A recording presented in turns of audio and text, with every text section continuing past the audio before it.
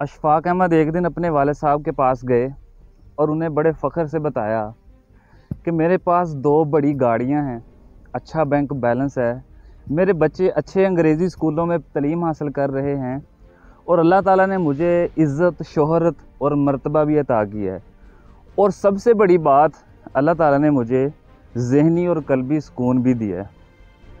تو اشفاق احمد کے والد صاحب انہیں کہتے ہیں کہ پتر، یہ ساری چیزیں تجھے اس لیے ملی ہیں کہ تو نے اللہ کے بندوں کو ٹھونگے مارنا چھوڑ دی۔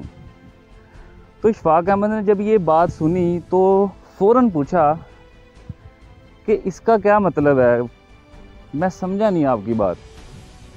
تو اشفاق احمد کے والد صاحب نے انہیں بتایا کہ میری والدہ یعنی تمہاری دادی نے ایک اصیل مرغا پال رکھا تھا جسے وہ ہر روز اپنے ہاتھوں سے چوگا ڈالتی تھی اور وہ 2 منٹ میں پیٹ بھر کے اپنی مسیوں میں لگ جاتا تھا۔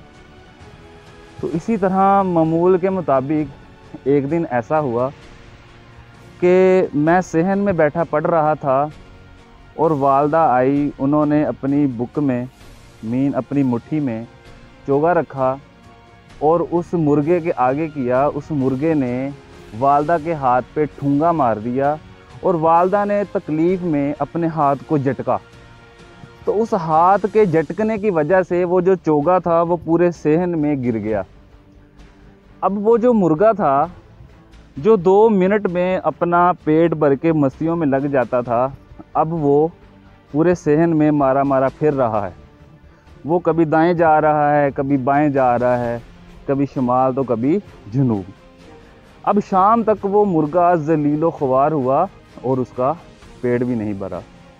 تو اشفاق احمد کے والد صاحب نے اشفاق احمد سے پوچھا کہ بتاؤ ایسا کیوں ہوا؟ تو اشفاق احمد نے فوراً سے جواب میں کہا کہ ایسا اس لیے ہوا کہ نہ مرغا والدہ کے ہاتھ پر ٹھونگا مارتا اور نہ ہی وہ ذلیل و خوار ہوتا۔ اور اگر تم بھی اللہ کے بندوں کو حسد، گمان، تکبر، تجسس اور احساس برتری کے ٹھونگے مارو گے نا تو اللہ تعالیٰ تمہارا رزق بند کر دے گا۔ اللہ تعالیٰ تمہارا رزق اتنا تنگ کر دے گا، تم بھی ذلیل و خوار ہو جاؤ گے اور تم بھی مارے مارے پھرو گے۔ اور یہ کام جو ہے یہ سوسائٹی میں بہت زیادہ ہو رہا ہے۔ ہم کیا کرتے ہیں، ہم خود تو کچھ کرتے نہیں ہیں، خود کوشش نہیں کرتے کسی بننے کی، کچھ کرنے کی، اور ہمیں صرف ایک ہی کام ہے، دوسروں پہ انگلی اٹھانا، نکتہ چینی کرنا اور اللہ کے بندوں کو ٹھونگے مارنا۔